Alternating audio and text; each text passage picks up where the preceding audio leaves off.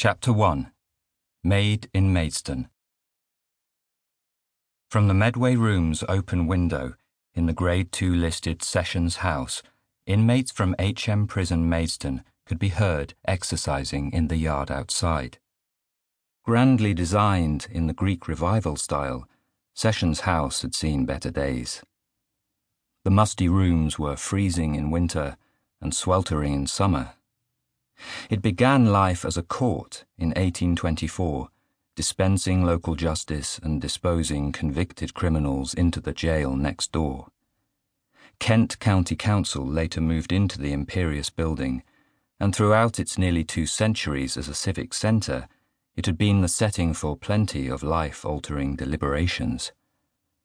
On the morning of the 16th of November 2018, hundreds of millions of pounds were at stake. The motley crew of councillors, local government staff, retired council workers and union officials gathered and nervously shuffled their meeting packs. Old books lined the walls, while black and white photos of mayors from years gone by looked down on the congregation. The smell of damp filled the air. While meetings of Kent County Council's Pension Fund Committee usually began with idle gossip about local politics and town hall affairs over weak coffee and cheap biscuits, on this occasion, one topic dominated discussions. The 14 committee members and 4 council officers present were about to decide whether to sack their favourite fund manager. Neil Woodford was the most celebrated British investor of his generation. For more than 3 decades, the savers of Middle England had entrusted him with their hard-earned nest eggs, and he had made them rich with years of blockbuster returns. He was lauded in the press as much for his daring bets and bull-headed conviction as for his fleet of fast cars and his ostentatious mansions, the rockstar fund manager with a lifestyle to match. He not only was the biggest name in the investment industry, but also held sway over Britain's largest companies. In boardrooms up and down the country, his fierce temper and strong-arm approach to getting his own way were the stuff of nightmares.